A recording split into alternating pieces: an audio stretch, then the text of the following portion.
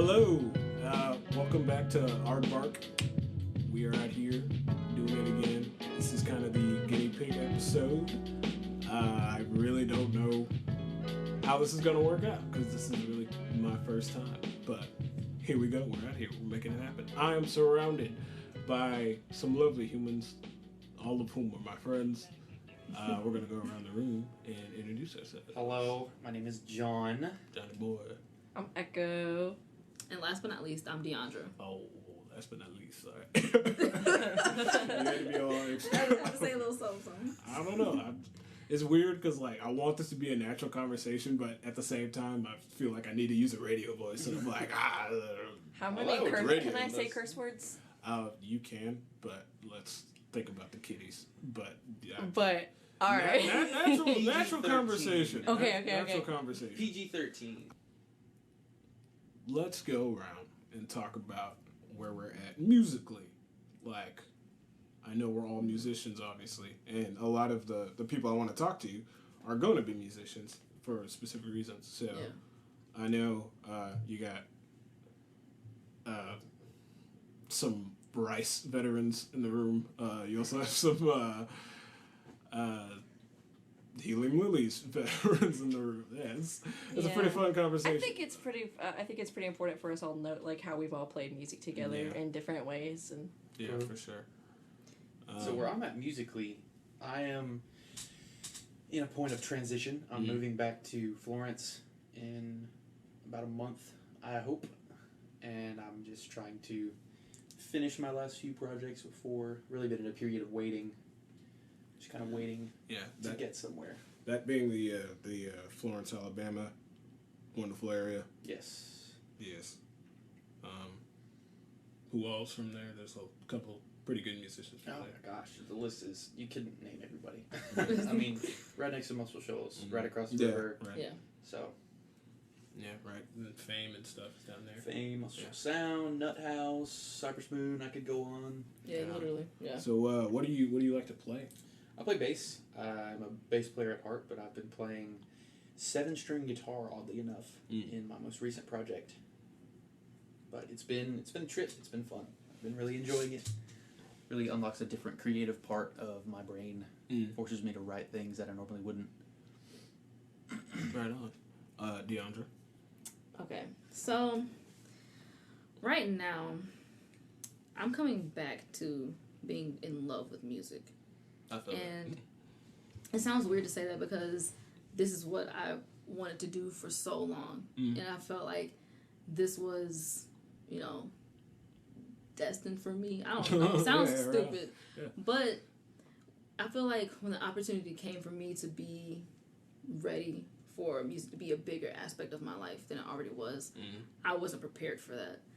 And I kind of just backed away from it. And specifically, I just felt like I wasn't good enough. And I think that comes from being from me just comparing myself naturally and then derailing that and letting it spiral. And comparison is not so bad because you can listen to your influences and compare yourself and play, musicality. But I turned it into a negative aspect. Yeah. And right now I'm coming back into falling in love and playing guitar because that's my main instrument. Yeah. And understanding my perspective on it a little bit better. Really? Yeah. Glad to hear it. Are you? I am. Echo.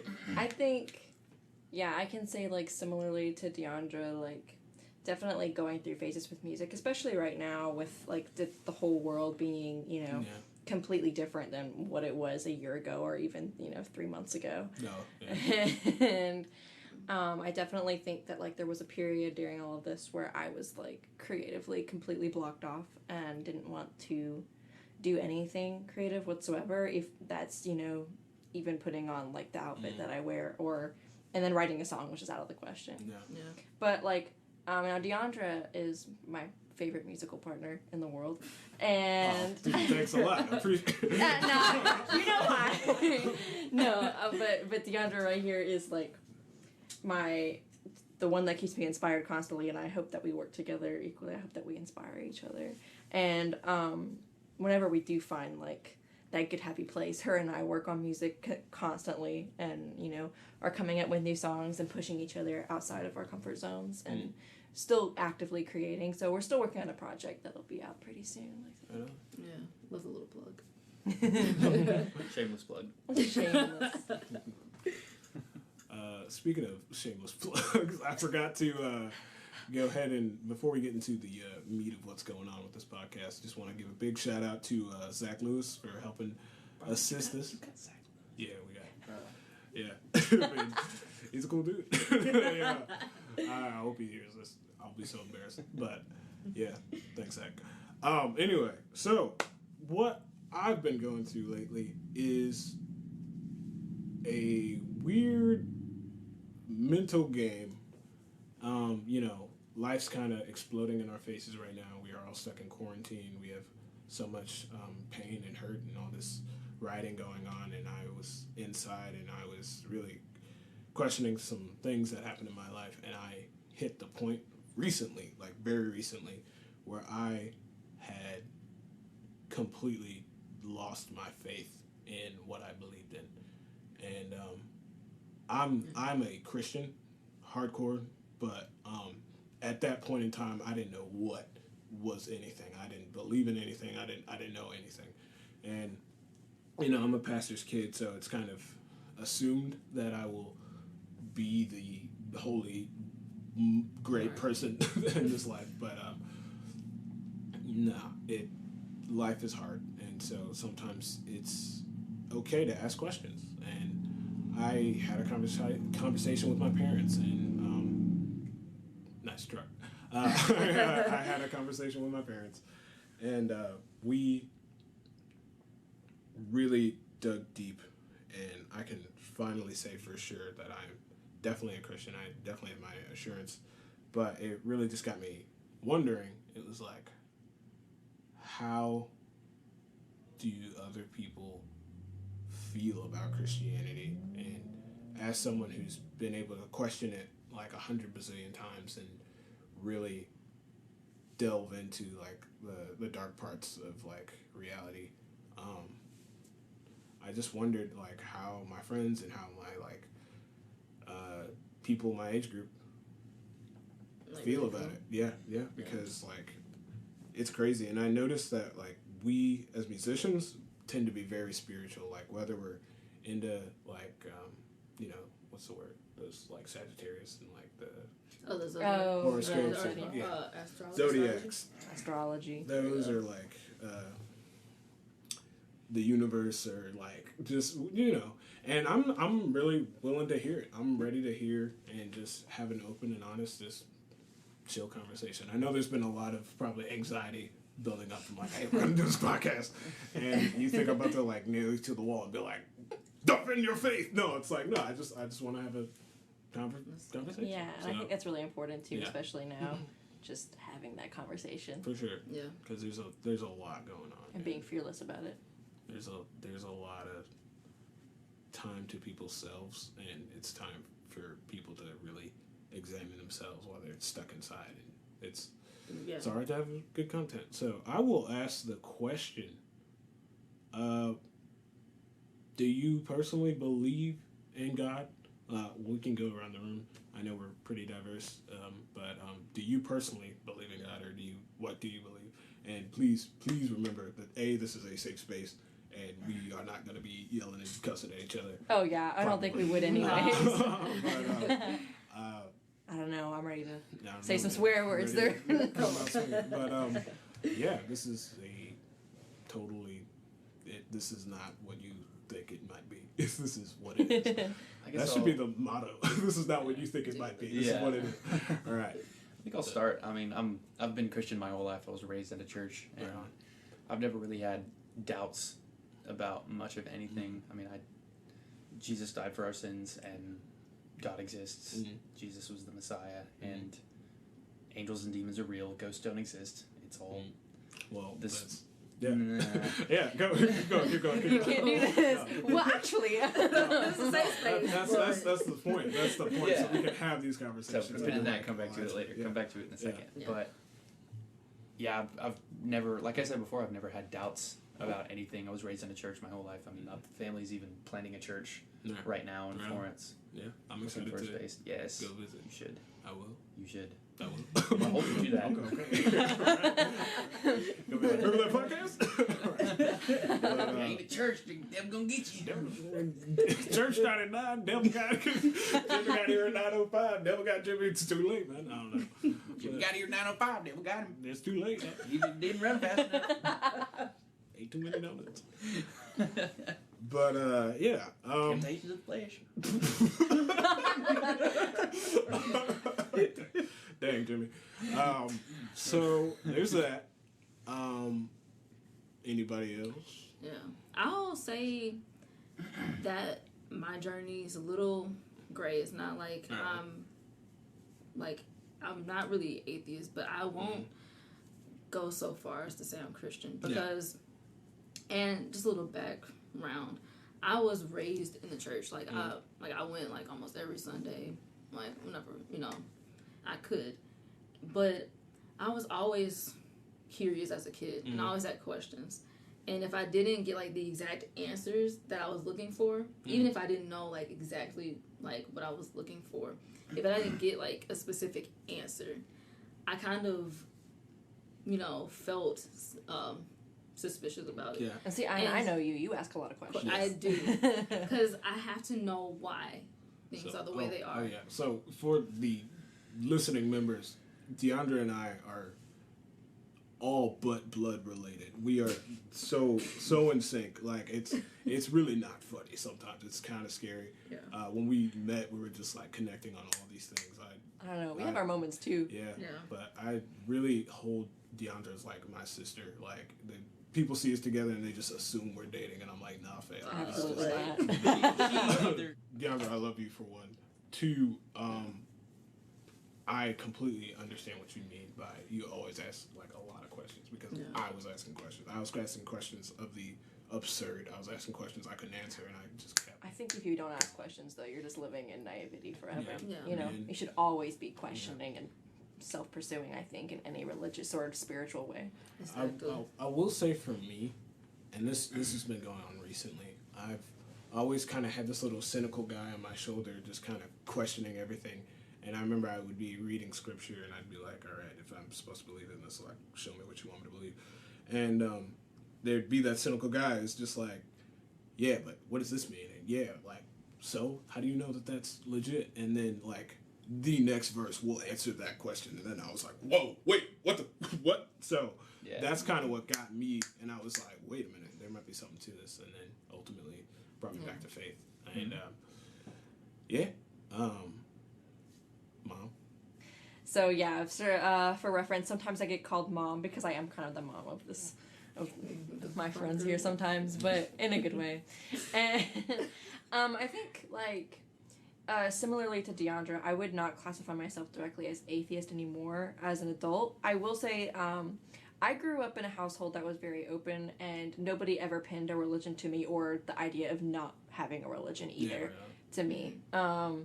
I was always able to make the decision for myself consciously, and I grew up in a very Baptist, Christian town where everybody and their mama was, actively going to church, and I was kind of the odd one out because my folks never went to church. Yeah. I went with my grandma.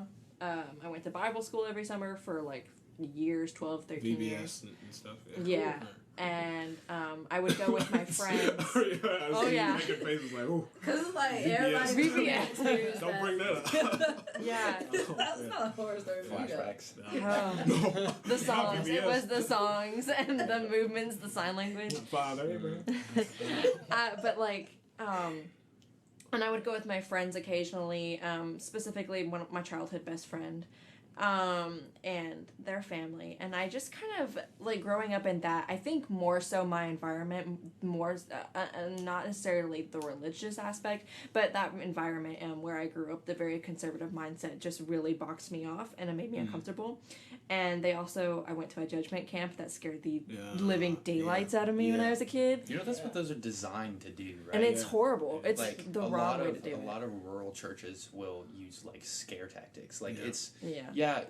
At heart, it is really about, like, hey, we care about you. Let's educate you on what it's going to be like if you don't choose to follow Christ, on what we think it's going to be like if you don't choose to follow Christ. Yeah. But, like, people don't realize that stuff is scary. I know, and especially when you bring a bunch of kids to it. Like, I was 12 years old, and I was probably one of the oldest in the group there.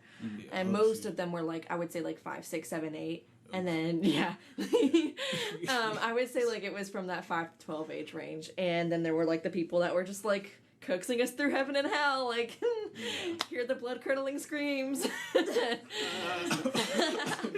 But I made that very conscious decision myself when I was in middle school. I was in 7th or 8th grade, and I read the Bill Nye Ken Ham debate and decided I did not believe in Christianity at all. I had battled with it. I had some anxieties about it. Like, what if I don't decide now? Am I going to go to hell? Like, what's going to happen? Is Bill Nye...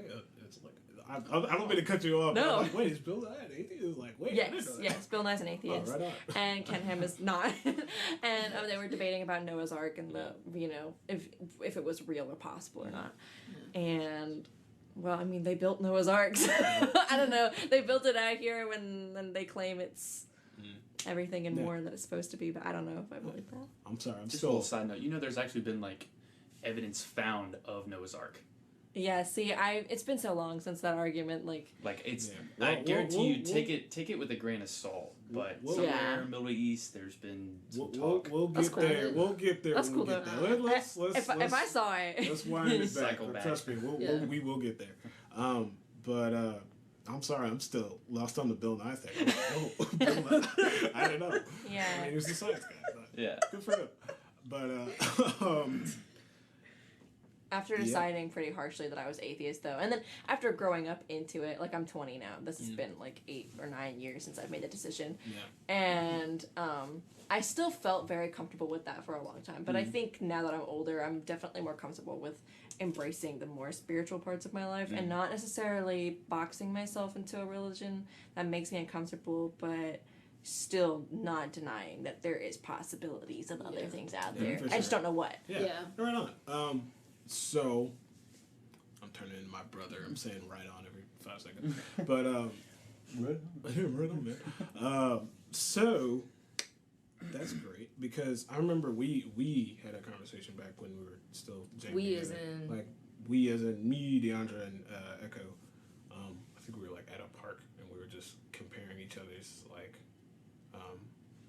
horror stories in church. Yeah. Because I will stand by and confirm that there are horror stories in many churches. And one thing I'm learning is there's a lot of people who go to church and claim to be a Christian, but they don't actually know for sure that they're Christians. Like, they're like, if I died right now, I kind of don't know if I'd go to heaven or hell. And it's like, you should really think about that. So I guess what I want to ask, and this is kind of aimed at you two, because me and John are obviously, what do you think Christianity is versus who do you think Jesus is? And I have some notes. Wow. Yeah. You want to go, or do you want me to go? Wow, this really feels like one of those, like, Bible questions, like the Bible trivia. Oh man, I don't know this. I was trying to think of, like, unique questions, but I'm like, man, I don't know. I'm probably not gonna be able to ask anything that hasn't been asked. Keep in mind, there's no right answer. Yeah. There's no right or wrong. There's no right. Well, I mean, there's a right answer if you are, like, on the team. But there are so many people, so many scientists who say otherwise, historians who don't know, and I think, like, for me, like, okay, so Christianity has to look different for me now as somebody who's going to, actively play a role in society, and as somebody who's going to see sides from every, see all the angles to make sure that I can make rational decisions that would be the most beneficial, in my opinion. And I don't know, like, when I was younger, for sure, it was, the box. It was, here are these conservative white people that I go see every, Wednesday night and Sunday morning. Sure. And they, spew all these horrible things. And a lot of the things that they would claim that would be sin were things that I sinned Wanted about. to do. Or things that I did, Yeah. And a lot of things, or things that I didn't agree with necessarily being sin. Probably the biggest thing when I was a kid was, the homosexuality argument. Yeah. And, hearing that, and placing, I put this just very conservative box on Christianity, but I think growing up I definitely see more responsible, more mature Christians, especially people my age. I think most people in my age group or younger are kind of more with the, hey, we're not going to be racist and horrible, we're actually just going to spread the word of God as we think should be. I think there is a fine line between staunch conservative Christians and people who are saved. I think, don't take this how you will, but I think a lot of people in Southern churches can quote every single word of the Bible and preach it on Sundays, but don't have a relationship with Christ. That is, I believe that. And that's where the meat and potatoes of Christianity is. That's where you figure a lot of stuff out and get answers that you want, is having a relationship with Christ and being able to listen and talk to Christ through prayer. And a lot of people just can't do that because they can't, they just can't connect. They can't do it outside of church on Sundays. Yeah. Doing it for the wrong reasons too. Yeah. And I always kind of said too, you don't have to go to church if you don't want to. You can still be Christian. Well, but I haven't been to church and I don't even know how long. Yeah. Well, and some people might believe otherwise, but I don't think so. It's very hard. There's a lot to answer. So, as for this conservative idea of Christianity, I want people to understand that the church is run by people, and people are not perfect. In fact, people are deeply flawed. And so sometimes people mess up the church. But for instance, my denomination in 2017, they came out, and this is public, so I'm allowed to say it, but they came out and said, hey, back in the 60s, we used to lock up our churches, and we used to put chains on the door to keep black people out. That is wrong. That was incorrect. That has nothing to do with Scripture. So we officially are apologizing because we never talked about it. But here you go, and it was huge. It was big. It's a big deal. And I think the biggest thing for me was I would lean so much on what I was taught, and it was this is one way. This is how it is. This is the truth. Versus experiencing things for myself, and I think that's where, like John said, the meat and potatoes comes for. I think the biggest thing, at least for me, is that you can recite Scripture and you can, know it and genuinely think you believe it, but in the end, I think everybody should come to a point of desperation and just kind of call out and just be like, look, man, are you real? You've got to show me, because this world is crazy. Well, I think that everybody is, of course, going to look for that sign of, are you real? Give me a sign. Give me something at some point, because everybody's going to find that nobody's not going to reach rock bottom. Yeah. We're all going to be there at some point. Yeah. And, if calling, spiritually out to whoever you believe in is what is going to ground you or bring you back, then so be it. I totally get that. So I'm not going to say there's anything wrong with that. For me, I've never really felt like I needed that presence in my life, and for me, it's been more so about just trying to find how I fit in this world and how the people around me, and how to interact with society, and just, pretending that is kind of it. That's what I'm dealing with now. I'm more so just focused just on general and living in the now. Just a quick side note, I've been in the same place. I'm sort of the same place. I'm in a period of waiting. I'm just kind of waiting to move back, waiting to link up with a lot of musicians in Florence, and I've been spiritually in a period of waiting too. Every Christian goes through periods that, I'll take this how you will, it's just my experience. Every Christian will go through periods when the focus isn't solely on you. The thing with Christians that I have really fell in love with is ministry and outreach, and helping the community, not necessarily stamping God's label on everything and being super overly annoying about it. Yeah. But actually doing stuff like this. Yeah. It's been memed at this point. Yeah. Do you have time to talk about your I life? think, Do you have 15 minutes?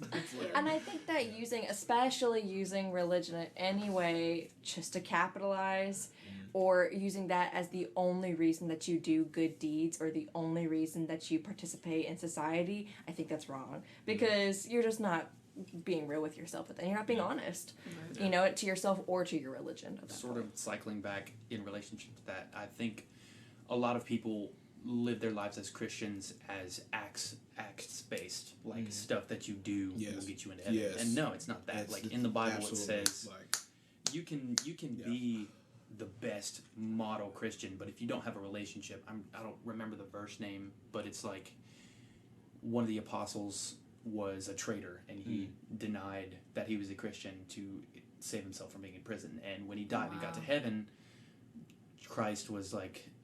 Jesus was like, you denied me in front of your peers, so I'm going to deny you in front of my Father. It's like, you're not getting in because you may have lived this perfect life, but you didn't commit and actually be about it. Yeah. I feel like you almost mixed two different stories, but like I get what you're saying. But the thing with me is my thing is I had a lot of pain, and I think there's just in general it's foolish to pretend and just be like, no one knows my issues and I'm go listen to MCR in the corner. But like, it's like I know, but I think everyone has a significant amount of pain, and guilt can really weigh you down. And I was just kind of in this state of thinking, dude, am I this terrible human being? Am I this dreadful person? And I think the scripture just kind of comes out and says, yes, you are. Yes, you are, surprisingly. But that's okay. That is what it means to be human. And I felt like I've spent a lot of time just like anxiously like crawling through my life and just be like, and ultimately you just kind of feel like, not to get dark, but like, dude, I will be relieved when I die. And I guess part of that is accurate, but it was just kind of this weird sense of like, I just gotta struggle through this life. But then recently it's been, I don't want to get like really spiritual and weird, but what I've learned is that you really have to let go of all your pain, let go of all your, because he lets it go too. Let go, just completely let go and give yourself just to him and say, look, I am this person. Can you help me? And it's like, yes, I can. And until you feel that, of course, you're not gonna believe in God. Like, let's be real. The Bible has a lot of stuff in it that's like, what? And you're gonna ask a lot of questions. Like page 1, there's like a talking snake and like everything, and it's just like, what is going on? But I really do, me at least personally, I genuinely believe the more and more you actually ask questions and actually like just dive into it and just say, look, who are you? And can you help me through this? It's like, yes, I can. I think those are important questions, though, to ask also yourself. For sure. Your interpersonal self, not just, oh, John's over here raising his hand. So cycling back to what I was talking about earlier, like denying. Do you want to read It's Matthew 10:32. Everyone who acknowledges me publicly here on earth, I will also acknowledge before my Father in heaven. Right on. But everyone who denies me here on earth, I will also deny before my Father in heaven. Right. Straight up. I don't know if the story was correct. That's just something I recalled. Yeah. So, and that's New Living Translation. For those and that's who are definitely curious. one that I remember hearing a lot, attending church or just in day-to-day just interactions with Christians. Definitely hear that. Or on Facebook. I see actually that one on Facebook a lot. and it's usually like, share this now or you'll... Or Satan's going to get shitty. For Jesus, deny me in front of your friends. If you love Satan, keep scrolling. It's like, dude, what? Yeah. Exactly. And it's like old stuff, too. That's like old... I think that's so unreal. That's not... Ancient Facebook. It's so unreal. That's not a realistic expectation. Like, to share every time you kudos see to a you picture. Kudos to you if you are that person who shares it every single time, but... I know a ton of Republican ladies on my timeline who are killing it with that. I think that's not important. I really think it's more relationship based. If you're not gonna go to heaven, God's gonna be like, "Did you keep scrolling on that? Did you keep scrolling on that? You didn't share that one picture. You're not getting sorry. You're out. You know the rules. You gotta. You know the rules. You gotta stop. You gotta share. You didn't share that one photo. You ain't getting in. You kept scrolling. That's so funny. I'm sorry. Dang. But I wanna get a little kind of debatey. Okay. So, do you guys have any like pertaining questions or pertaining if this Pertinent? Yeah, like if Christianity is this, then why XYZ? For instance, if The God questions that you've struggled with Yeah. in your own journey that have like come to an impasse. Well, and I guess and same, you know. Mm. I think I'm one of trying the to think. biggest ones I hear a lot, especially now since it's been legalized, is if God is good, why is homosexuality wrong? It's just, 'cause Okay. this is something we've socially accepted and we've made legal, and how dare you for thinking this is a sin? And it's like, well, I'm not gonna be the guy to try and lie to you. The Bible does say what it says, and I'm like, as someone who has tried to justify it, and especially when I was living in Miami, I was like, there's gay people everywhere. There's people my friends. Maybe I should try to make this reasonable, and people will do that. But I take the scripture at what it says, and it does say that. So I'm not gonna lie to you. I'm not gonna BS you on that. But I know that does not discredit you from His love, and I'm not gonna be the one to say like, if you accept Him, you'll be straight again. Eat some Chick-fil-A, man. You'll be all right. Like, I had some Chick-fil-A today, and it didn't do anything. Yeah, I think that should not be the reason that at least gets you to ask for His presence. So I want a picture of just you, like. I have a question. So I think that yes, the Bible does say what it says, but that doesn't stop us from loving those people and introducing them to Christ. Yeah. Like it's not a barrier. It's not something to keep you out of church. Yeah. It's not something to make you an atheist. There are many, many gay Christians. Of course, everybody's on a different path and a different journey and at different spots in that journey, but it's like I said, it's not something to stop you from loving everyone you come into contact with and spreading God's love. It's not like, the Bible says I have to hate homosexuals, so I guess I hate homosexuals. Yeah. No, it's not like that. Yeah, and like that's kind of going back. That was one of the first arguments that I remember actively participating in and actively making my own opinion on first before, confiding in my parents for maybe what their opinion is or for them to educate me on what homosexuality is. I just took it upon myself because thank God we have things like the internet and update people to talk to.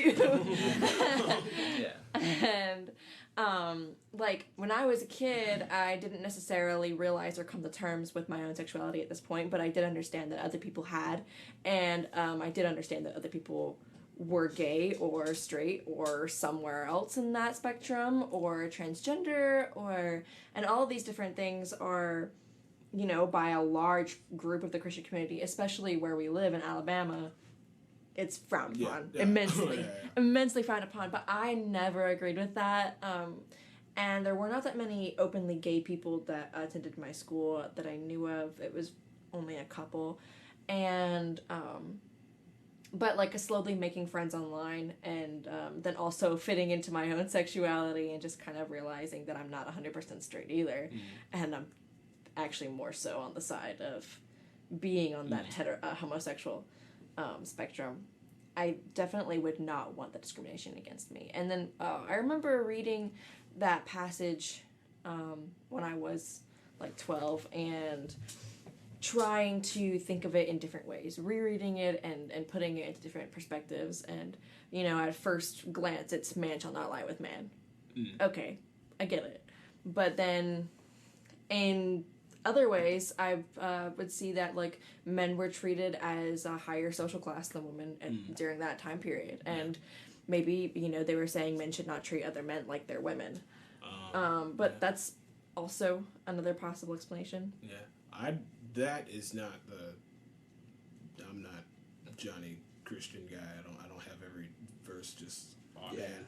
But the scripture I refer to, and that proves and like says like explicitly it's wrong. It's like in Genesis. It's like in Ecclesiastes. There's like I got it on the version. There's like take the paper Bible. No, you don't. There's power in the word. don't discriminate me for using my U version, man. It's all right. There's what is it? There's like Romans, Ephesians, Genesis. It's kind of all over where it talks about like the practices of Baal or just. I'm not gonna justify it, but I'm gonna say that God sees it all as a flat line. Yeah. I think also another thing to recognize, not just homosexuality, but female sexuality in general was always just frowned upon. You know, a woman should never enjoy herself, and that the act of sex in general is for producing, right? But at the same time, when you think about like all these other things that sex means to everybody else in the world and all the other spiritual meanings it could have, or, you know, and if that's heterosexual, homosexual, or whatever else. Well, that's one of those things where I kind of disagree because there's a lot of questions like I don't know, and I'm still finding out like what does this mean? How can I be a Christian, and how can I live in this world with people who differ with me, and how can I tell them like you should be a part of my faith when this is something that but God created sex and it's enjoyable for a reason, and I think that's one of those things that people don't want to talk about. There's literally a book called Song of Songs. If you read it, it is graphic and it is like what like I'm not gonna pull it up for many reasons, but it's like it's I think you should read it in great detail on this podcast. But maybe in February in February? But we'll get to you, John, I promise. But he's got his hand up. God definitely made sex for a reason, and sex is not just something that's like, oh, you can make a child. That is its primary function, yes, but it's enjoyable for a reason. And I think there are statutes and there are rules, and there's like, okay, if you want to do this, this is how it's done. And then that pertains to me and John and others and like everyone, because it's like, well, if I'm really not supposed to have sex until I get married, this is gonna be a well, it's not getting to but it's, Mom and Dad, hey, I might want to have premarital sex. I don't know. It's a journey. So everybody has a sin, and God views them all as a straight line. So I don't think that's the point I want to make. So an explanation I found really satisfying about sex is a unity between two souls, and it's definitely a sin outside of marriage. And I know people are like, whoa, if we could just get married, it all just means a ring. Like, I know. So I'm going to tell you about soul ties. So soul ties are... Here we go. Soul ties are, I would say, a connection that you have with someone, whether it be holy or unholy. You can have holy soul ties, like friendships, really strong brothers in faith, like me and Caydo, I guess. And then you can have unholy soul ties, like premarital like sex. Like me and Caydo. We're Relax. terrible friends. Sounded like something else at first. No, I didn't mean that. Never mind. We can edit it out. Yeah, that's good. As I was saying, like, unholy soul ties can be an underlying cause for a lot of spiritual experiences that you may come across, like feeling disconnected, feeling like you're stuck in a certain spot on your journey and feeling like you're just kind of cut off from God. There can be stuff, to quote my Aunt Nancy, she says, like clogging up your soul, like clogging up your spirit, and unholy soul ties are one of the biggest things. Like even just dirty looks on the street can create an unholy soul tie. And I guess I can explain how you fix that. It's like prayer. There's a prayer. I can't remember the exact prayer. I would have to look it up, but it basically asks God to cleanse you and cleanse you of the soul tie and forgive that person. And that's where the real healing of a lot of things, like trauma, like you've been, like both of you, all of you have been saying, there's a lot of trauma and a lot of bad deeds a lot of Christians have done and a lot of corruptness. And the thing that you can do to help yourself along and detach yourself from that is forgive and have divine forgiveness and ask God for you to forgive them. Like crying out that you forgive them. And I think that forgiveness is a very, like, it's a concept that we should be able to learn as children, and we do, but we would never fully understand it until we actively are mindful about it as adults, especially in our age range. I feel like there's a lot of, I mean, just even petty things, you know, friendships or, you know, just other relationship type things, and forgiveness doesn't ever really get, for some people, it doesn't ever get put into play because they're still not mature enough to understand or accept that. They need that. And maybe, you know, a spiritual calling of any kind could be helpful for that, I guess. I mean, this is where you get into, this is why I love to have these conversations, because there's so many, and nobody has the same one life. And like there's little things where it's like you went on about soul ties. That was never really something that I grew up with, and so I hear that and I'm like, I mean, all right. But I could see that being really meaningful. Like somebody like me, like I kind of like the idea of a miracle drug, you know, the idea of a fix-er-all, or anything that could actually, more so now, I think I'm looking for things in my life that could help me learn and help me learn to navigate my life and learn to be happier. And regardless of whatever that thing is that I'm, you know, participating in or focusing on, I think that, like, finding something like that, like a soul tie, like that could be really beneficial. Yeah. But I want So just to clarify, you're talking about finding something that has kept you stuck and kept you stuck from realization and stuck from discernment? I think just like finding things to help me or help just like you get through whatever, you know, whatever issues it is that you're going through, whatever cure-alls that you need or things that can help you learn or get unstuck from whatever, you know, you could just be really bogged down with a bunch of just like, my life's not going anywhere. What's something I can do to help pick me up, you know? And I think for me specifically, I just hit a point where I was just like, I probably said this, but I was just like, look, I need some guidance. I give up because I tried and it didn't work. I am this horrible person. And not in the sense that like, all you people are terrible, but it's like all you people have made mistakes and all you people have things to feel guilty about, and everybody has like something they're not proud of or something they wish didn't happen to them or just anything. And I think that was my ultimate saving grace, was just letting go and just saying, live through me, live for me, just guide me completely. And I was like, all right, fine, I'm on your team, whatever. I don't care how embarrassing it is or whatever happens or whatever flack I get. I'm willing to, like, if you'd asked me like 3 months ago, hey man, you want to start a podcast and just talk about the eerie stuff no one wants to talk about, I'd been like, nah dude, I'm gonna smoke my CBD and go home. You know? I'm gonna smoke my CBD and go home. But, I love that. Yeah. I want a shirt that says that. I'm gonna smoke my CBD and go to that. That should be your first piece of merch. I got it. It's a t-shirt. Joe Rogan. But, okay, so I have a question. Okay. Yes, that's what Deandra has not talked at all. I want to hear from you, and now this was a segue to get people to ask questions. But like, please, so go. For me, mental health and religion have been working against each other, even though they should be like interlocked.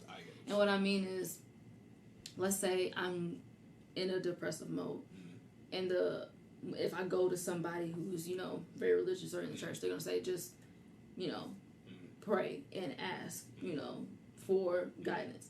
But what happens when that doesn't work? Okay. Let me talk. The two Christian boys went to fight over this. And then I will say what I and then Stop going to that church. Whoever said that to you, stop going. If they just immediately shove you away and say, "Oh, go pray, it's not my problem," then they don't care about you. If my response to that is, as a Christian, always what has been getting you down? What is the source of your depression? And picking it and finding the needle in the haystack of bullshit that most people's life is, and finding that root cause. And if there is no root cause, then I would offer prayer, because I think, to answer your question, mental health and spirituality are definitely connected. Right. In what I believe, depression is... there was a word. Depression is a being, an entity, just like fear and anxiety and all your emotions that you have that are not of God are entities, and you can have a spell. Like, I myself went through a panic disorder spell where I was under spiritual attack 24/7. I had like 50 panic attacks a day for 3 months straight, and I've since realized that and come to Jesus and asked for help with that, and that was really the catalyst that brought me back to faith, because I was in a dark place. You just skip over all that. And to answer your question, yes, they are connected, and yes, I would offer help with that and talking you through finding out what the source of it is. Because if you could find out, like, oh, well, somebody dumped me, for example, then you need to pray for them for forgiveness and forgiving the person who dumped you and caused you that pain and getting them better. That's why you're depressed. And if there's no reason, then I would say you're under spiritual attack. And furthermore, there are times when people have just chemical imbalances. There are times when it's not spiritual. There are times when you are just born with an imbalance in your brain, and that is completely okay. God still loves you. You are completely depressed for a reason, and it's okay to seek help for that. Yeah, I think it's I like... appreciate you saying it's okay to literally not be okay. And I think some people, like you've already said, like in your opening statement, like some Christians who are not really saved but are pretending to be, say the underlying, oh, just pray it away, and like they just like cast they you don't off. and work. That's not, for me, that's not what Christianity is about. Even though I am in a weird, spiritual moment, it's like the underlying thing for me about Christianity is love and understanding people from different aspects of, like, from my perspective, everybody in this room has had a different perspective of religion just because we're on this topic. But that doesn't mean we all have to be divided, and we can be united. Like, that's also something Christianity should be about. But it's just hard to find it when you're getting so different many. Yeah, and you're getting so many different false prophets, and then people who are like, I'm telling you the truth, and it's like, well, this other guy said something else, so. Right. Yeah, but I think there's also an element to realize that no two lives are the same, and so people disagree. Ergo, we're all Christians, but there's different denominations. You have Presbyterian, you have Baptist, you have Episcopal, which I don't want to go into. Many thousands of different denominations. Same team, different color jersey. Yeah, but there's also some... and there's also, like, other just religions in general. With other bodies, other books, other studies. I don't want to get into that yet. Because, I mean, I don't know anything about that personally, because I've never studied it personally. Just the surface. Right. Some of them make me mad in the sense that it's like, dude, you took what that said and just threw it out the window. Yeah. So there's some denominations I'm like, nah, I'm not gonna, But let me say my thing. Let me say it. At least he's raising his hand. What I would say to you in your situation is, because I know exactly, like, I understand. But it was I remember I did pray to receive Jesus with my dad recently, and I came and I was like, I don't really feel different at all. And I think that's kind of a misconception, is that you think you're going to pray, and as soon as you say amen, you're just going to and you're like, I'm Christian. I am redeemed. And there are some people with those stories, and good for them. But like, my mom said something to me that I heard, but I never really understood before. And she had said, "You're not gonna have all the answers yet. You're not gonna understand everything." Mm-hmm. The guy who died next to Jesus came to Jesus seconds before he died, and that does not discredit it. He did not know fully. He didn't fully understand his salvation. He didn't fully understand his whole life, but that does not discredit anything. And me specifically, I call them light bulb moments. Is you're gonna have moments of discernment. Yeah, well, moments where you grow. You get stronger every day. There's things you struggle with, there's things you hold on to, but you are getting stronger every day, and it is literal faith. And I think one big thing for me was in Psalm 119, and I ran out, and I was like, "Mom, my eyes failed to see your salvation," because it was like, it spoke directly to me. It's like my wisdom, my own understanding. It can't comprehend God. I can't comprehend all of this on my own, but it's something spiritual. And I'm not trying to get all weird, but I think that's why I like to listen to like Mac DeMarco and stuff, because it's like very like out of your head, out of your like. See, that's why you should just smoke you don't some know weed. anything. We're all tiny specks. Nobody knows anything. Nobody predicted Corona. Nobody predicted like a lot of this stuff. And there's a lot of people just searching for answers, and there's so much pain right now. And I think that's just what's. I think, regardless, if you're religious or not religious, or whatever it is, I think it's your duty as a human being, to yourself and to everybody around you and to society, to take the time to be introspective and take the time to, actively think about what you want to work on yourself for, and, what's bothering you, what's not, and being able to navigate the situations and just mature through it and learn through these things. Mm-hmm. Yes, John. Caydo, you said something about like not having all the answers, and that really made me remember something. Like, nobody's gonna have all the answers. God doesn't even have all the answers, but that's why it's called faith, is trusting in what you hear from God. And what you hear from God may not be what you want to hear, and it may not be what you would like to hear, but it's what you needed to hear, and it's all part of something bigger than yourself that, like Caydo and you have said, that our brains can't comprehend. Okay, I agree with you on absolutely everything except one thing. Okay. God has all the answers.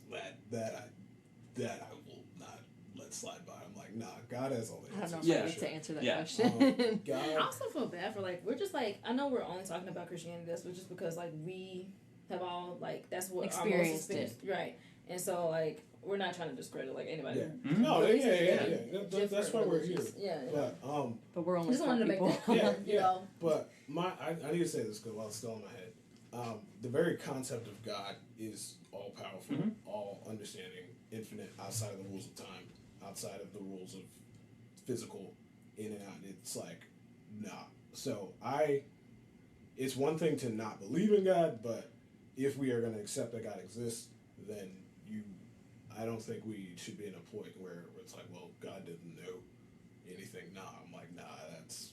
I don't know. I feel like that's going off. That I completely did not mean to say that. Yeah. All right. Okay. There you go. All right. Yeah, I feel like that's kind of going off on a different tangent, a different conversation. What'd you say? I was just gonna let you finish. Yeah. All right. Yeah. For sure. All right. Well, that took care of that. Because I was what? But yeah, especially during times right now, especially during coronavirus happening, where the whole world was basically forced to lock down, and different living situations that you might not want to be in, or not want to be in for extended periods of time, or I've heard of a lot of different horror stories with this, and a lot of people being out of work, and a lot of people not having shit to do at all except for sit there and think and go crazy. Yeah. And I can see how that's torturous, and I think, all of us are doing everything that we can to make the most out of what's happening right now. And I don't know. I think the riots happening right now are a perfect explanation, a perfect result too. And I think that that's just the result of humans finally coming to terms and learning. And I see a lot of people right now, especially I think moving this into maybe a different area of conversation if you want.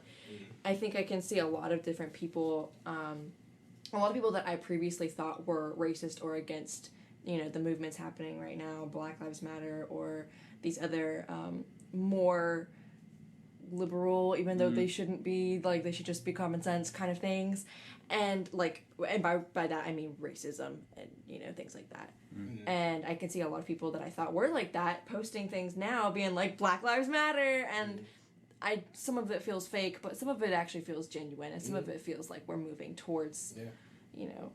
All right. So I think the whole. About to have this conversation. Let's go. Oh, I think we can't not have this conversation. Me and Kenneth were sitting here waiting, like. I knew it was coming. All right. To say, I have something to say. I have something to say. I am not a racist. Not what I'm saying. Okay, I think. He's like, yes. I'm kidding. I was not coming for you. I think this whole Black Lives Matter movement calls for a look inside yourself. Yes. Like, it's not Absolutely. about, people want to make it about the system and about the government, and that is not what's flawed. What's flawed are people. Yeah. The vast majority of cops, I will go on record and I will stand by this, the vast majority of cops are great people. And They're just I will normal dudes. agree with you on that. They're just normal dudes trying to do their job. Yes, there are a certain percentage that are corrupt and that are living with hate in their hearts, but I think this whole movement calls for a look inside yourself and a look at what you believe. Yeah. And an education about what is the new societal standard. Yeah. Because a lot of people have been raised on old societal standards from Jim Crow and a lot of the people who were raised by their grandparents adopting their views and adopting their beliefs. It's like that's not how we think anymore. That's not okay anymore. And a lot of people just get It's tired never been of okay. it. It's never People ever get been okay. tired And there was never going any through scripture to this. back that up. Yeah, exactly. Yeah. All men are created equal. But continue what you're saying. I'm just saying, like, with everybody, especially like the cry to defund police, like the police. I think that's coming from a place of like just being so tired of being beaten, literally being murdered all the time, and seeing it and witnessing it. And it's not just only George Floyd. We can talk about every. It's the fact that it's the same story every time too. And it's coming to the point where it's like, oh, it's not that one. It's this guy. Oh, you talking about Michael Brown? No, I'm sorry. The list that I read recently at this candlelight was extensive and way longer, and names I had not heard. Yeah. Exactly, and that's why people are so mad. It's like people want to say, oh, you have to protest peacefully, and like I'm not. There's a whole discussion about the riots, but that's coming from a place of, well, we've tried and we've tried and we've tried, and look where that's gotten us. Yeah. We've just gotten more and more people to that list.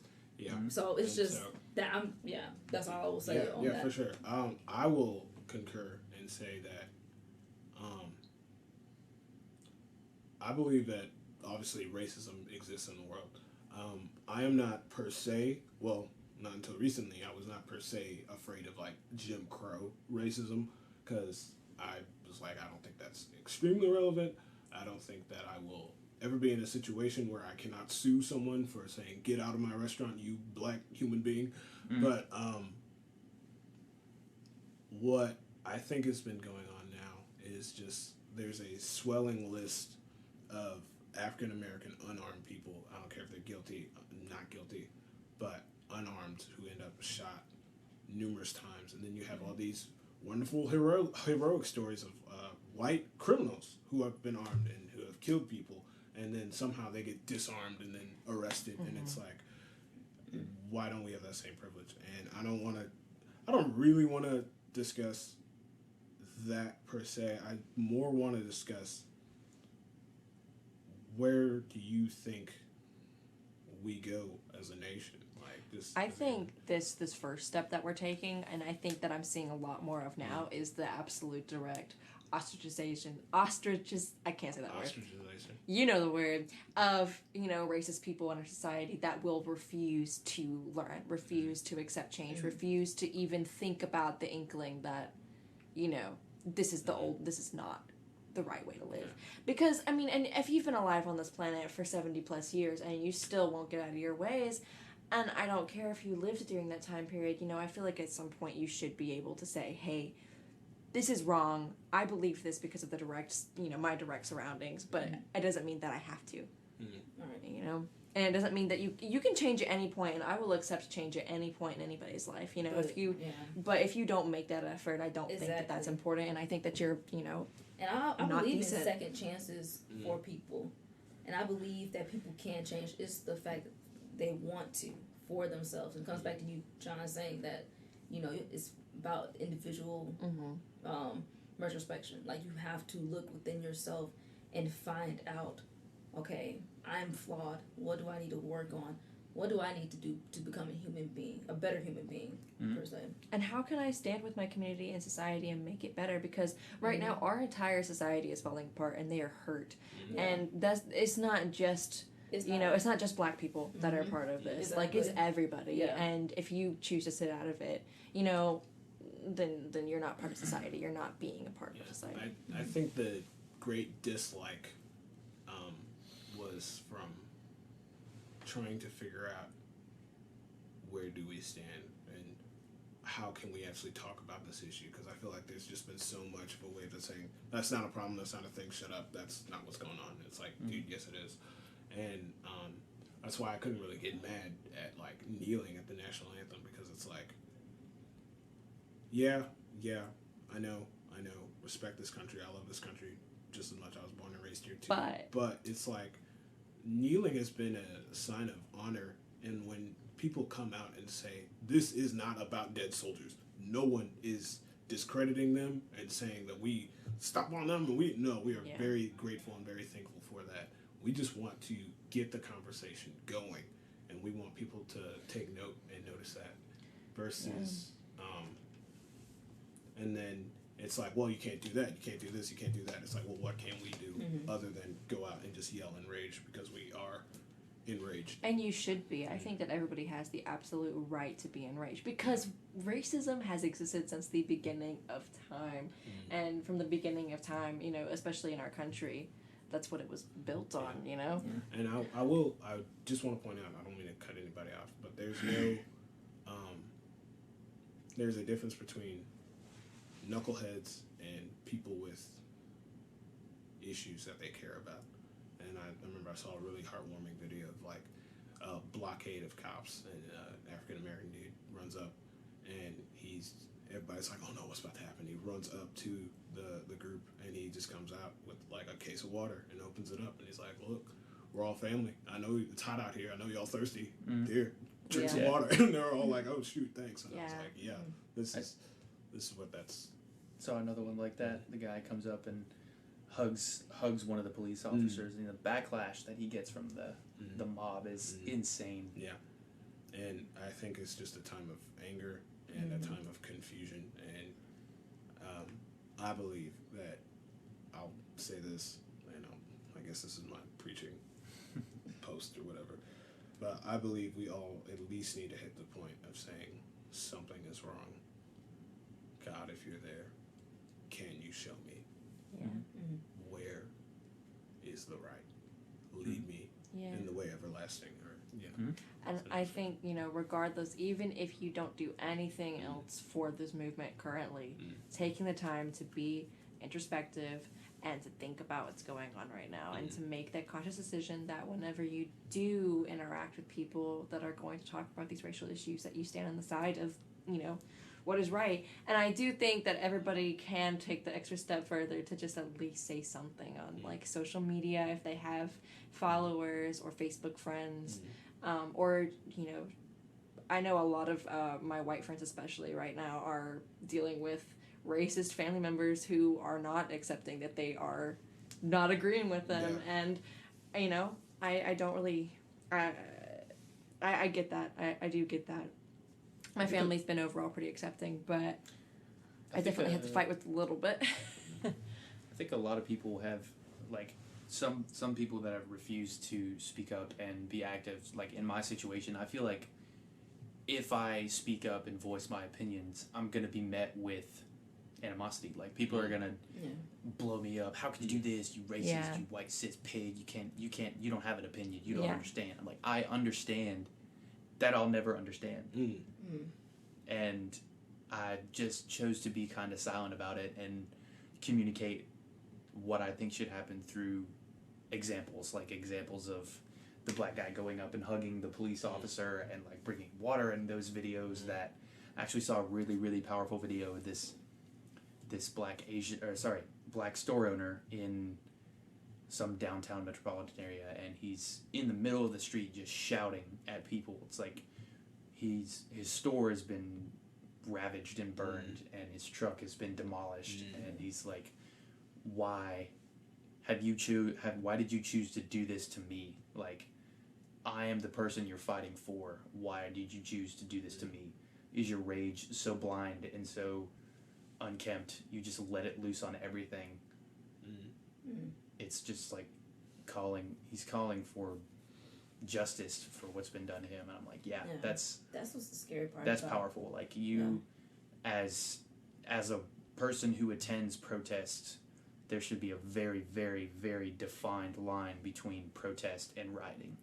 And I don't even think the riots are part of the Black Lives Matter movement. I think that's just these dumbass little punks wanting to escalate and get in on the action. It's like I can see like a lot of different angles. I see the punks. I do see actual, black people that are angry and upset rioting. But I think, if you look at pictures of looters and stuff, though, you see white people taking TVs. You see more white people. Yeah, you more white people. You're not concerned with the movement. Rioting for a movement is okay. If you're rioting against the government, yes, burning down cities is something you can do if it escalates to that point. Yeah. But rioting to get free stuff and just to destroy stuff is not what you should be doing. Also, we're not condoning burning down. No, right. But I think an element that what I believe is that if it gets to the point where you have to do that, where it becomes time to take the glove off and time to stand up against the government, tyrannical, whatever, First Amendment, Second Amendment, however you choose to spin it. Yeah. And I don't know, I feel like also a lot of the looting or the rioting necessarily has been directly caused by our, the brutal side of our police force, by the corrupt side of our police force, because you have seen plenty of videos, I'm sure, of, police escalating the situation first, or releasing, tear gas, rubber bullets, etc., trapping people on bridges and blocking them, and, bringing them down when they just wanted to have a peaceful protest. They have signs, and they're marching, but they're being peaceful. And I do think the argument is very appropriate to make that being peaceful just isn't working anymore. And it can work, and it will work when people, our community grows together and becomes more peaceful. Yeah. I have so many mixed feelings about it because I'm looking on Facebook, which I recently deleted just because I couldn't handle it. But I was on Facebook, and I'm watching my friends, and I'm talking to my brother on the phone, and they're angry. And my brother's one of those people who, like, he's going to hear this and be like, what? but he's very passionate about a lot of things, and, like, when he gets angry or really passionate, he's like, nah, I'm standing by this. And, like, I remember when Ferguson broke down. Oh, fun fact, I was born in Ferguson. And so was he. We grew up there. And I remember it as a peaceful place that sold really nice muffins up the street and stuff. But I left when I was like 3. But when Ferguson went down, he was like raging because that was his home, and he was out there, and I'm watching, and I'm in pain seeing him in pain, and I'm in pain seeing like my friends out there who I've grown up with and out trying to have a peaceful protest, and then they're getting tear gassed, and then they're coming home and they're like, we just got tear gassed, and I'm like, what? I'm just supposed to. So I don't know how to feel about saying, hey, go out there and fight. Right.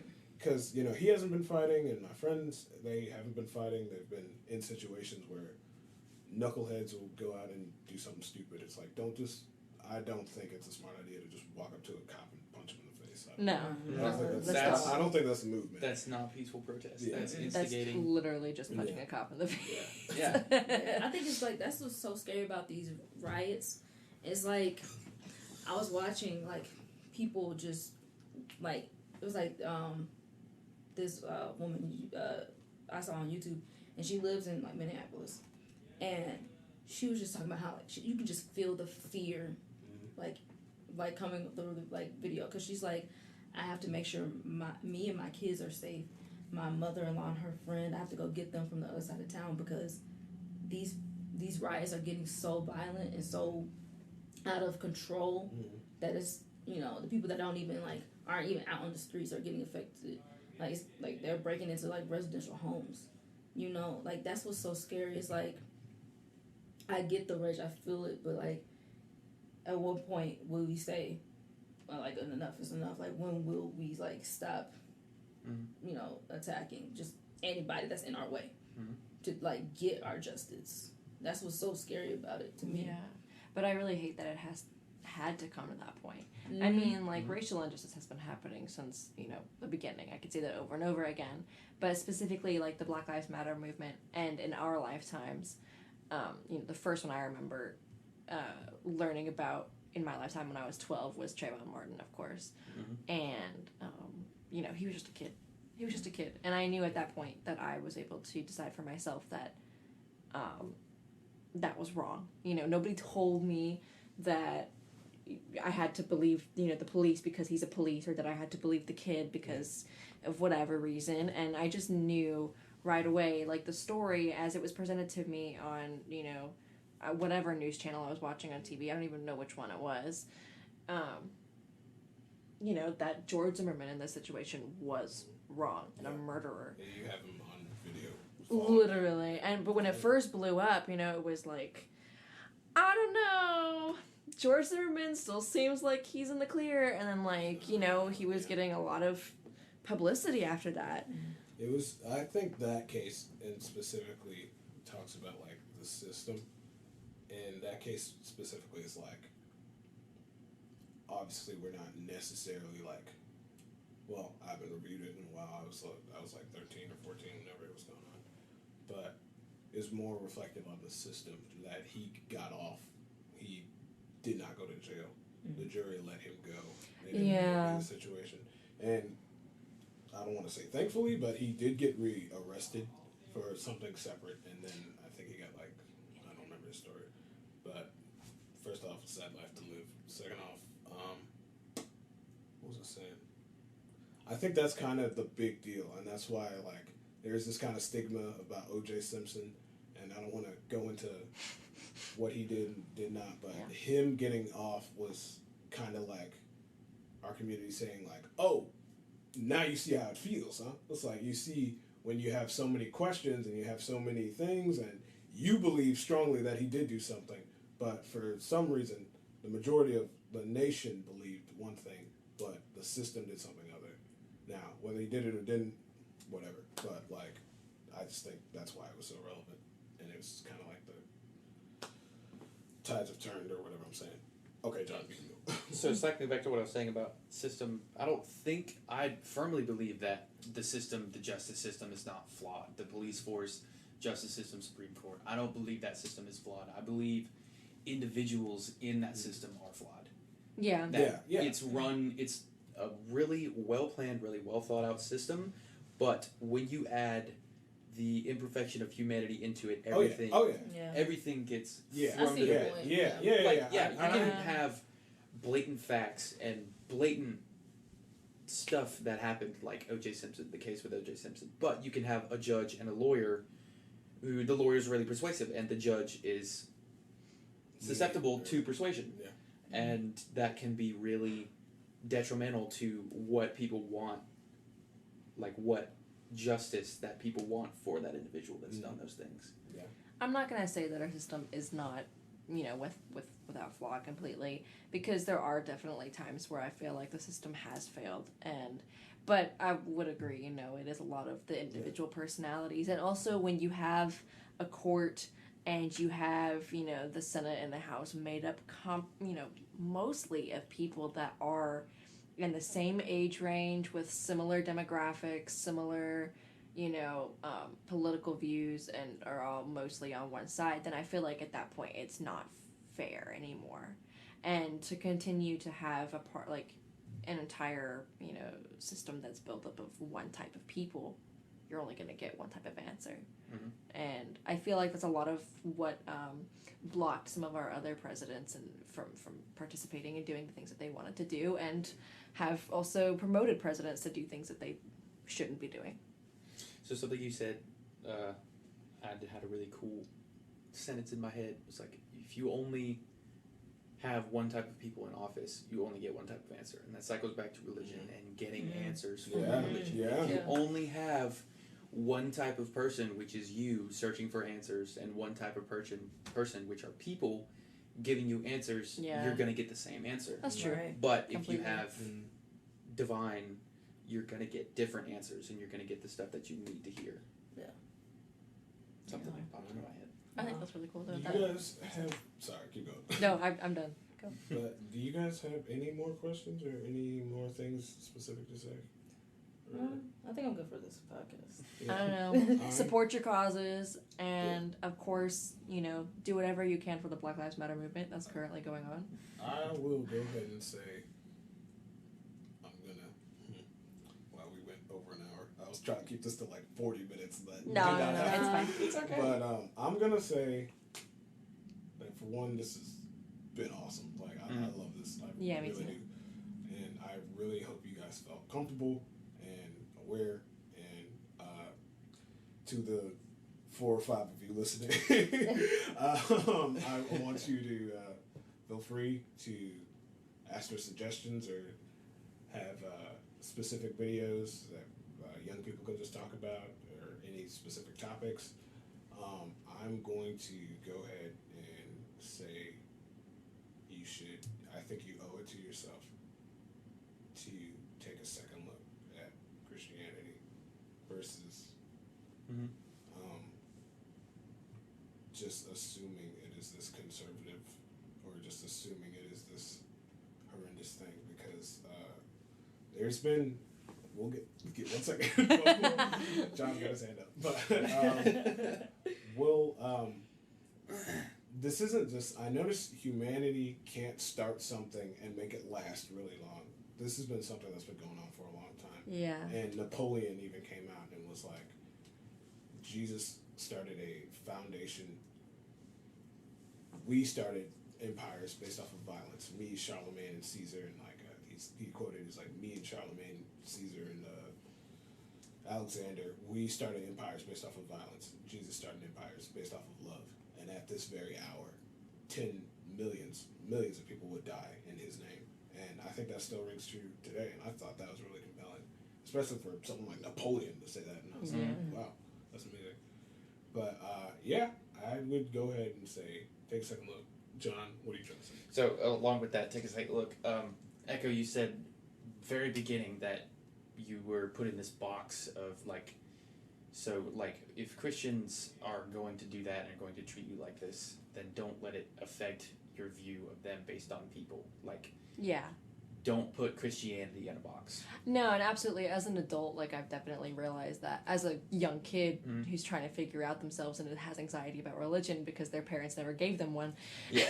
Like, that was different, but I definitely see that now. It's a little bit different, and you just have to be... And that's also why I'm, like, really glad to know, like, both of you guys and your parents, because I know that both of what y'all's parents are trying to do is beneficial, and just bringing the community together, and... If that's, through religion and finding those religions and those churches where, you can be inclusive and be a little bit more of a free thinker and be a bit more with your family, I think that's really important. And I'm really not trying support I'm not trying to like preach to you. I know.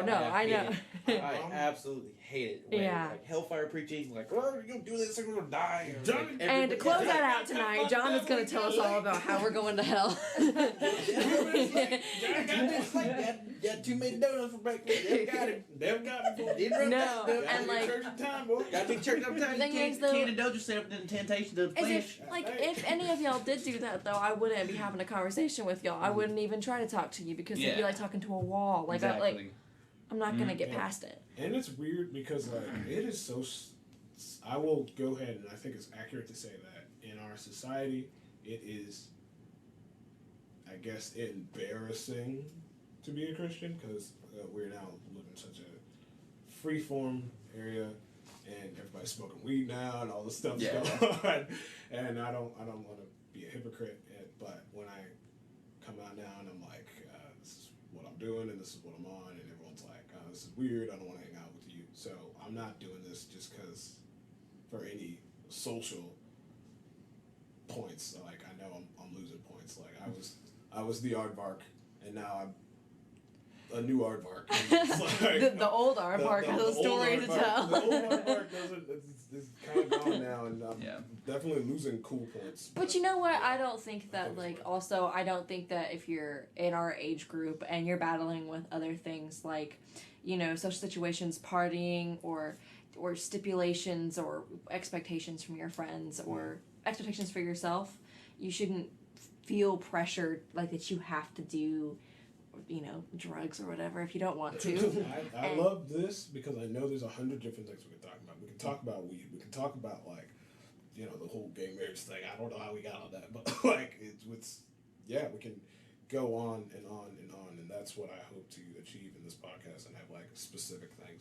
And I want to ask for, I'm going to start a tradition about repeat offenders, and I want to ask all of you if you would like to be a repeat offender and come on at some other point. I would love to come and offend I would like again. to come back as a veteran. Okay, I like all right. that. You guys are the veteran, repeat offenders. But I'm gonna have more people on the show, and this was comfortable because I love you all. But eventually, I'm gonna have strangers, and I had a weird conversation with some Mormons. so that might be a thing in the future. So You should have your dad on next. I'd love Pastor Williams and Little if Williams. he's down, then maybe. But Please, Caydo. bro, I think that's the conversation of a lifetime. Okay. You You should have my dad on. and John's dad. No, and my dad. The fathers and the sons. We should just get all of our dads. All right. Sorry. We should get all of our parental figures in this room. Fathers and sons. Now, you know good and well, if we did bring folks in here, though, I feel like the older generation of people that you get in here to have that conversation, the more intense it'll get. I know the less cool. I'm still trying to be cool, man. Like, I had friends and I did cool things, and now I'm like Jesus, and everyone's like, No, So I've never said I that. still want to be kind of cool at some point. So You're still cool if you like maybe- Jesus, maybe, I guess. maybe we can all just be. Maybe we can keep this a young thing, but maybe not. Maybe not. I think. Also, we're definitely gonna edit out some of this. That's ageism, bro. Ageism? He was like, I nah, don't know. keep the young folks. Are we ages now? Absolutely. Yeah. Canceled. Especially when I go Canceled to on the first work. episode. No, I'm just saying the vibe of this podcast in particular. You joking? Yeah. Especially when I go to work and Let's- old If you want like really, really good explanations for shit, my dad is like insane at giving the best spiritual explanation. Like, he's got a degree in theology. Speaking of Mackies, Yeah. I have been obsessed recently. There's a guy, his name is Tim Mackey, and he, shout out to Tim Mackey, if they never hear this or hear it, it'll be the weirdest thing. But he is the head of the Bible Project, which is like those animated shorts that like in detail just explain, like, if you have questions about Christianity, this is the answer. And it's like, it holds up, and he went to seminary for like a bazillion years, and he's got so many lectures online of him just like preaching to a church, and I'm like, dude, I'm listening to all of this. This is great. Yeah. He's like spot on. It really helped me out a lot. So yeah. Oh, there was what's his name? There was a guy, Joel. Sean Bowles. Oh. That's what it is. we could talk If about you- Joel. I mean, if I'm not gonna you- knock Joel, but Ever Was that very want effective? to hear like the craziest prophesying? Okay, do you guys know what prophesying is? I will. I want you Prophesying. to explain it to me. Go ahead. Prophesying. So prophesying is using yourself as a conduit for what God wants to say to people. Like, Oh, okay. I'm with you. Yes. Okay. This- I'll give an example. Like for Caydo, like, can I say this? I want to say this. Yeah, he literally was I want to talking. say this disclaimer. So this is where different walks of faith kind of start to go, because Start to I differ. don't believe. Well, I don't I won't say I don't believe, but I don't speak in tongues. Like I don't know, Caydo. I want to hear it. And I don't. And I. that's like also that's another conversation. Yeah, this is and I'm excited to have these conversations. But yeah, this is where things start to. There are some people who are like, yes, I can prophesy in Jesus' name, and I'm not gonna say no. But there are other people who are like, nah. So just And prophesying can just be literally like getting. It's really sometimes difficult to discern divine prophesying versus stuff that just pops into your head. Like, if you have to really do it a lot to be comfortable with it. And Caydo had a word for me, and he was like, I've been really in a situation of waiting, just like waiting, not really having full contact with Jesus all the time like I was. Oh, you bringing this up? Okay. Okay, yeah, go for it. And he was like, I got a word for you. I got something to tell you. God wants me to. I don't know if this could be weird or not. It might be weird, but whatever. And he was like, you're going to be awesome if you just trust in the Father. And that really, really helped me. I'm glad. Like, really, really helped me. I'm really glad. So I guess maybe I'm a hypocrite. Maybe I did it or whatever. But You did. I've just told you that you did. Dang, okay, I'm glad. But I was. Were you partaking in we were things that you never crossing denominations. Yeah. Switching over. Whoa. Yeah. So I used to be. I don't know if y'all noticed this, but I've kept trying to end this podcast, but we keep going. Oh, I know. That's what's great. That's what. Well, because we keep wanting to have a conversation, but through the podcast lens. Yeah. It's like I guess it depends. This is still kind of the guinea pig round. I know Zach Lewis was like, dude, do what you got to do. So we're not. He was. Is he producing? Yeah. Kind of. He's supporting. And he's not religious, but I'm so stoked. I'm like, Zach Lewis, thanks, man. But I was excited when you told me Zach Lewis. Bro. Yeah, it's pretty crazy. So that's nice. No, thanks, Zach. Thanks, Zach. Thanks, Zach. He's gonna hear this bill whatever. What the dude? You don't know. Let's talk about Zach Lewis for a second. Okay. Mr. I want to end the podcast. Zach Lewis is not a religious dude. Thoughts. Zach Lewis is not a religious dude. But I walked up to him one time and he was like helping. Everybody was stoked because they're like, "Is that Zach Lewis?" And they're like, "Oh shoot, he's so he's Jesus." So we went over there, and he was like helping us like lift something, and he was like, "How's it going?" And we're like, "Oh, thanks, Zach." And he was like, "Hey, I'm just doing God's work." It was the funniest thing I ever heard about. Hey, I'm just doing God's work, y'all. I'm like, all right. But there's that. All right. So, that being said, feel free to like, comment, and share. And thanks a lot. This is Aardvark. Stay strong.